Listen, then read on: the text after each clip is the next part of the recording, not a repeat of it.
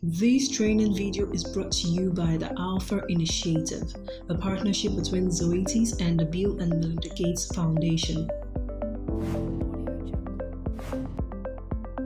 This morning, we visit a broiler farm with our vet, Dr. Dolakbo, to show you how broilers can be grown in small-scale farms in Nigeria.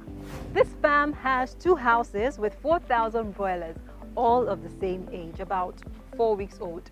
Our farmer, Mr. Adamu, receives his chicks when they are 1 day old from the hatchery and takes care of them until they are about 40 days old, when they are ready for the slaughter. However, what made you start or invest in this chicken farming business? I think with reasonable investment, I've been able to achieve this much, and chicken meat is very popular around us here. That's true. Yes.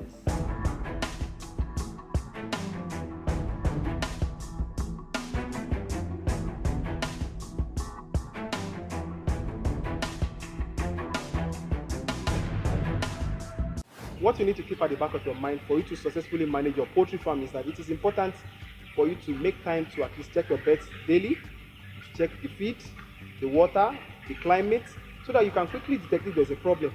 Because it is important that you look, you think, and you act quickly to address the challenges.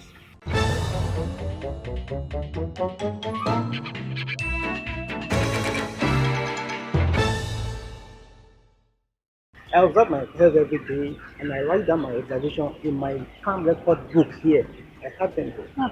So how do you know that the birds are doing very well by checking the farm record books? We know this by comparing the data he has generated with known standard values for the feed they consume, the quantity of water they consume, the performance, and then the mortality. Yeah, what do I do if a lot of my birds are dying? Yes, you need to call a vet doctor, but you need to do some basic checks yourself. Like what? Like to check the quantity of the feed they consume, the amount of weight they've gained, the water they consume, and then the mortality you have recorded. What if all those things are normal?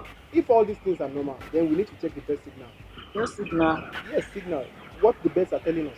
So you mean the farm manager should call a vet when there's an increase in the death of birds?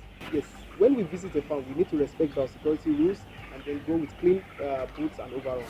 Before going into the house, we look at the birds from outside and check the behavior without disturbing them. Now, when we go into the house, we inspect the birds and their environment and look at the signals the birds are giving us. We see, we hear, we smell, we feel, and use all our senses. The feeder lines and water lines are inspected, and we inspect that the equipment are working well. The climate at the level of the chicks are checked. We walk through the house to see if the birds are active and are moving well. And we observe to hear abnormal sounds, to see any abnormal discharges from the eyes, to see if there are any respiratory problems, and we inspect the litter and feces. If we see high mortality, any abnormal droppings, or suspect intestinal problems, we can take samples to analyze in the lab for coccidiosis. Samples must be taken all around the house. If we see sick birds, we will collect them to perform necropsy, and if we see dead birds, this gives more valuable information. So we have observed the birds. Now we need to think about what we have seen, what we have heard, and what we have smelled, so that we can find a solution to the problem. So we need to look, think, and act. Poultry farming has great potential also for small-scale farmers. It needs dedication to take care of the birds and to observe the broiler signals every day. You can learn the skills to be a successful poultry farmer. It starts with look, think, and act.